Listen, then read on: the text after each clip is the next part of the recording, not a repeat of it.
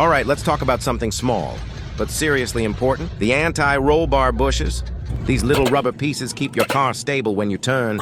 Stop that annoying clunking noise, and basically make sure you don't feel like you're driving a boat on corners. Today, I'm replacing them. And look how simple this job is.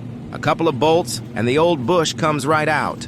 You can actually see how worn it is. Cracked, squished, and definitely not doing its job anymore.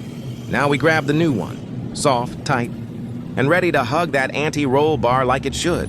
Fit it in, line it up, tighten the bolts, and done, smooth as new. If you've been hearing random knocks from under your car when you go over bumps or turn, yep, that's probably these guys. So don't ignore the sound. It's not your suspension crying for help. It's just these little bushes asking for retirement. Like if you've ever chased that clunking noise. Comment what fix made your ride smooth again. And follow for more easy car repairs and real garage work.